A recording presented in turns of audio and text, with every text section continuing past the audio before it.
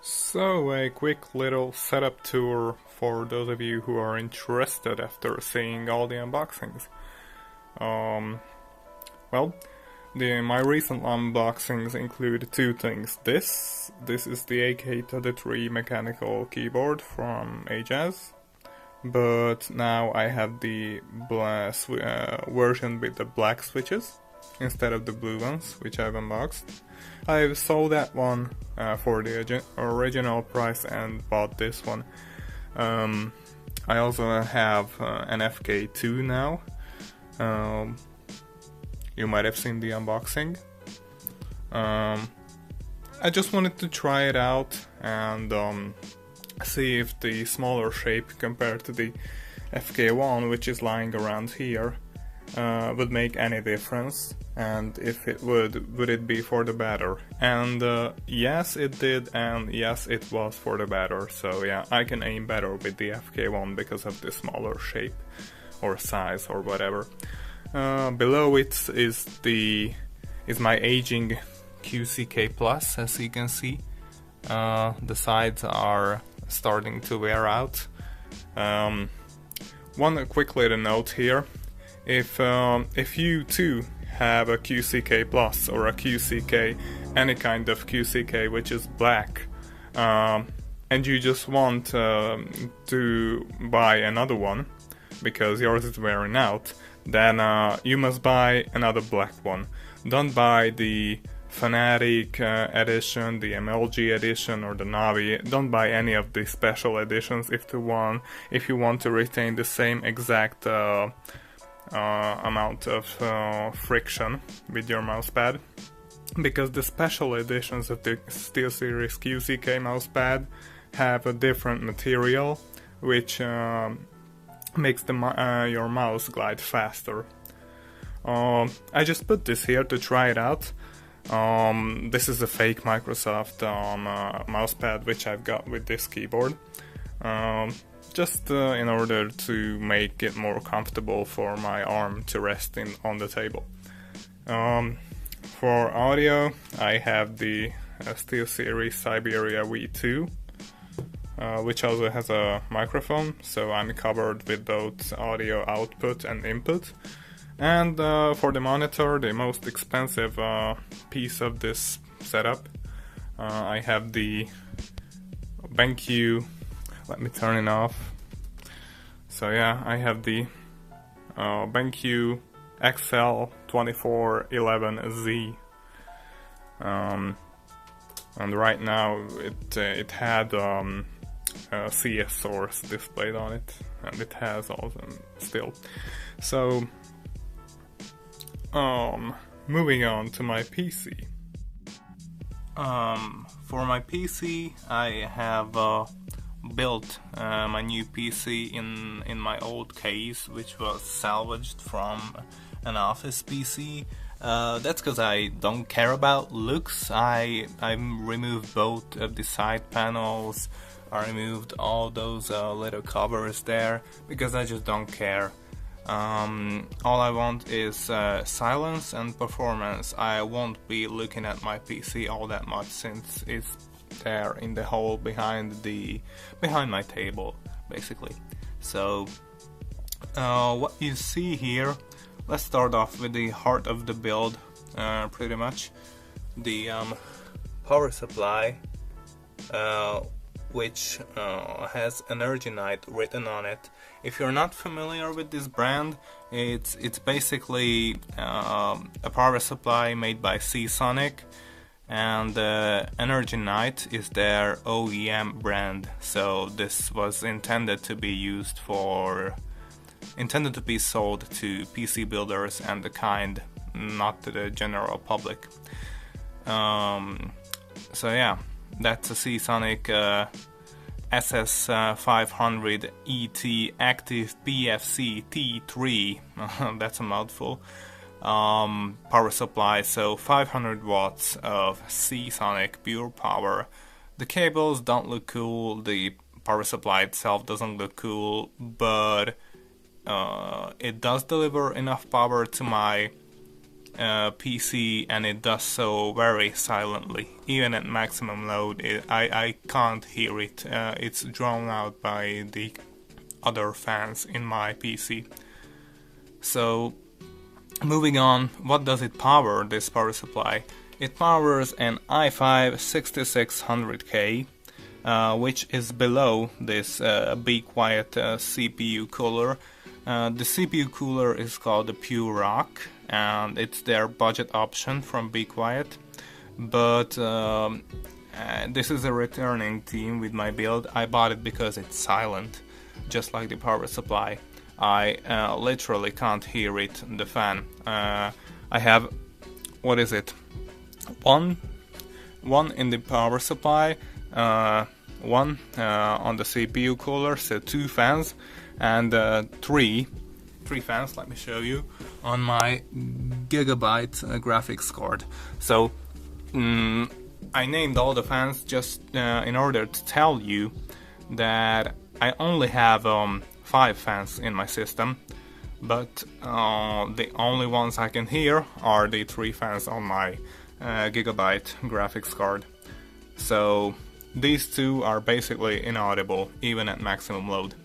So it's the Pure Rock from Be Quiet, the ENERGYKNIGHT or SeaSonic power supply, 500 watts.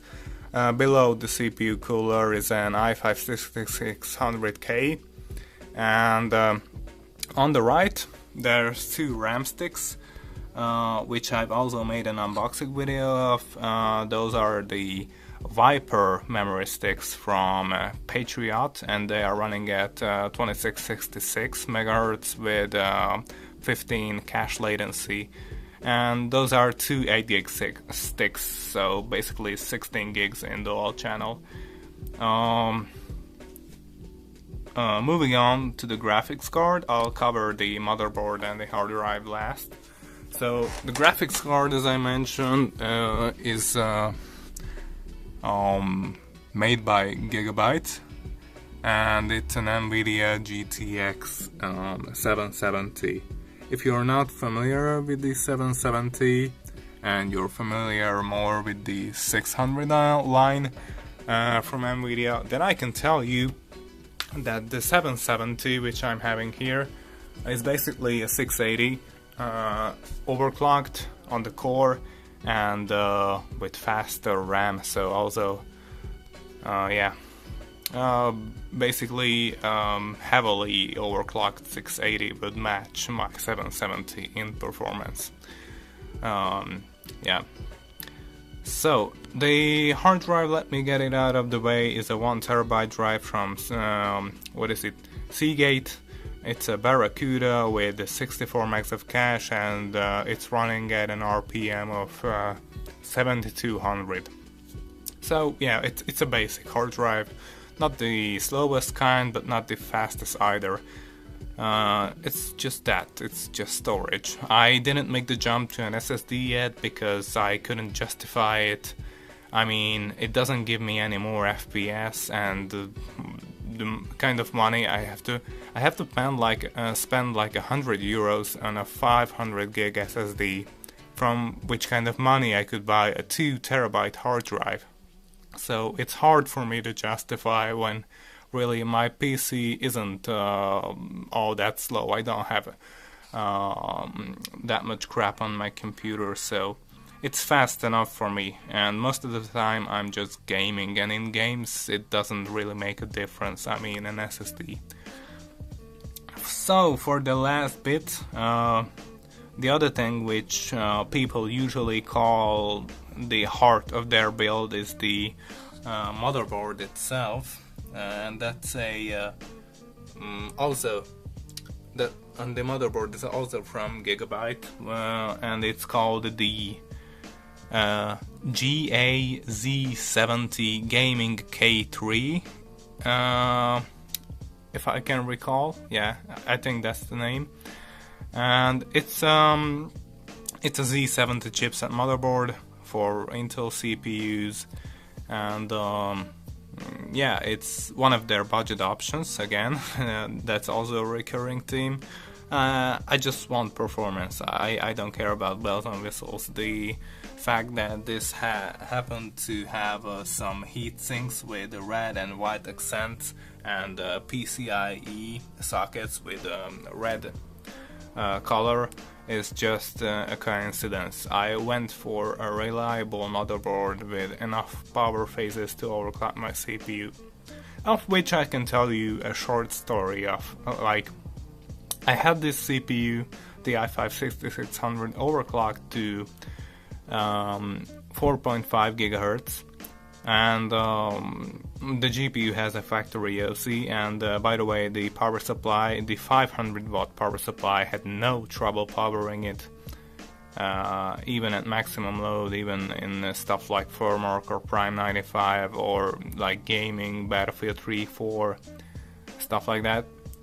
So the 500 watts of good power is enough. So if you have a good quality power supply and have just around the same build as me, then you don't have to worry about your power supply not providing enough wattage to your build. So I had it on 4.5 gigahertz, but that was the point where I found out that you can actually build a PC that is too powerful. It's just too overkill, because when I started playing CS Source, my FPS on Dust 2, for example, when I went into tunnels, upper tunnels, my FPS went like above 1500. It was hovering around 1400, 1600 FPS. And what I realized at that point is that a Source engine game, basically Counter-Strike Source, or if the same would happen with CSGO, then it would do the same probably. A Source engine game will heavily glitch, lag and stutter at above 1100 frames per second. So if you go anywhere above that, it will stutter so hard and lag so hard that the game will be unplayable, literally. So what I had to do, because I didn't want to cap my FPS, because that introduces input lag with your mouse, just a little bit, but I can feel it. So yeah, by any method, if you cap with FPS with the even if you cap with FPS with the in-game command, the console command FPS_max, even that introduces input lag. So what I did to get my FPS to a lower number, instead of capping it, I've just dialed back the overclock on the CPU. So I'm running it at stock now, which is turbo mode is on, so when it's using all 4 cores, it turbos up to 3.6 gigahertz from the base 3.5, and that's just enough, I found out, because even if I'm playing the most demanding game that I'm playing on a regular basis, which is Battlefield 3, I'm getting FPS numbers around 150 and 180.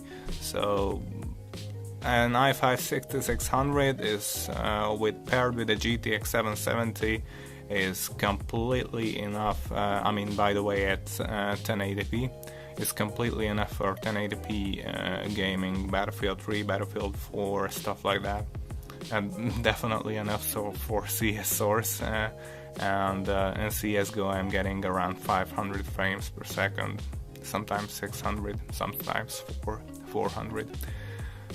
So yeah, and that's it for my build and a little bit of background on it.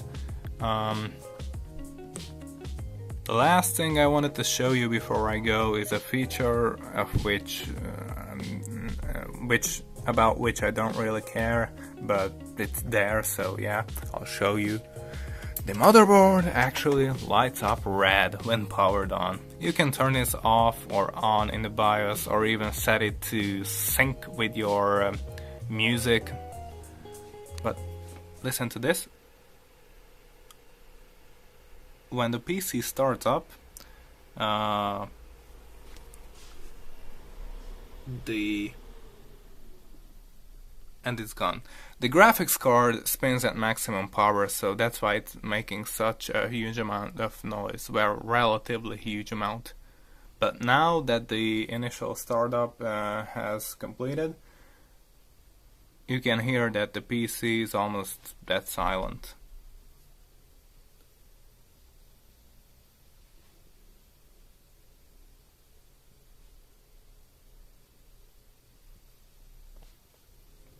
I don't know how well you can hear it actually.